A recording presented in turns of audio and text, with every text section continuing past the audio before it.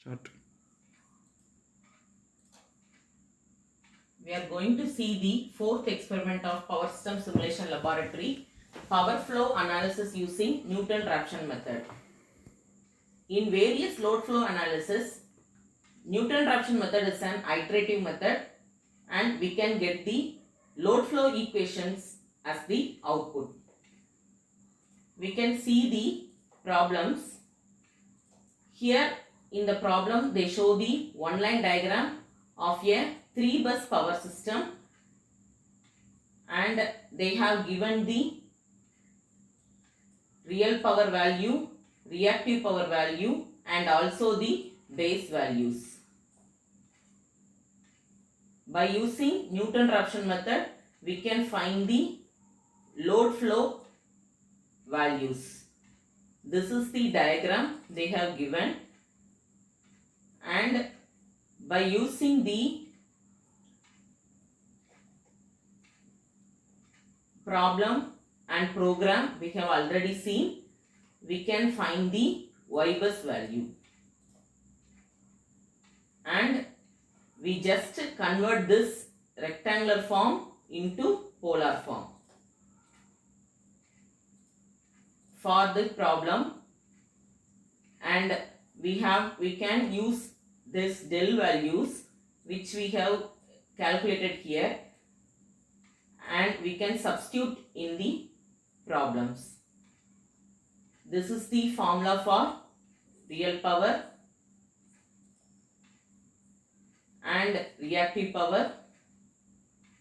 Now we can find the change in power by converting the given power into per unit, and we have to form the Jacobian matrix like this: J1, J2, J3 and J4 terminals using the formulas.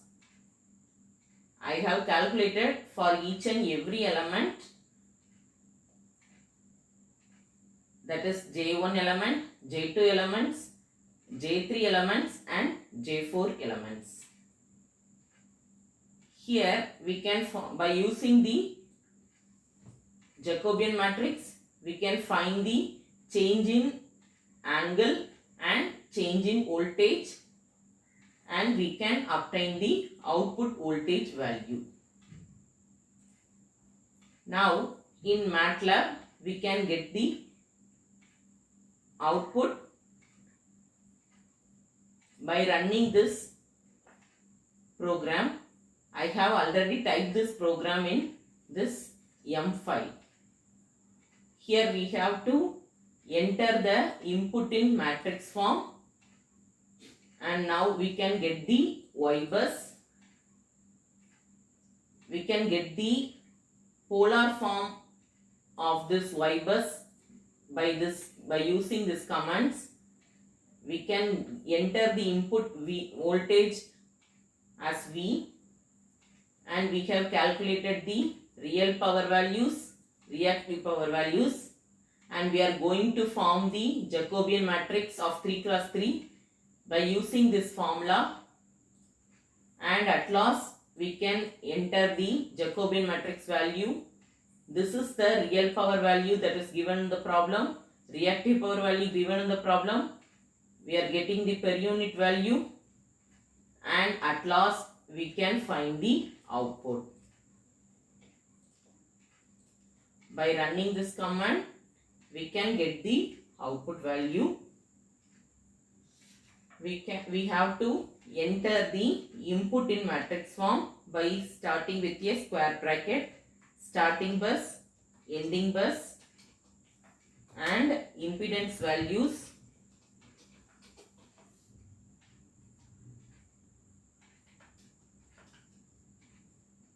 Here I have given this imaginary term of J in the program itself.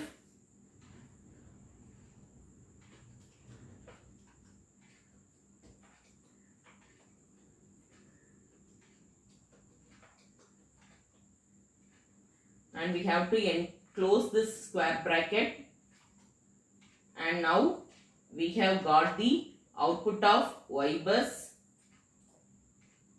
This is a Jacobian matrix output value and we can get the output.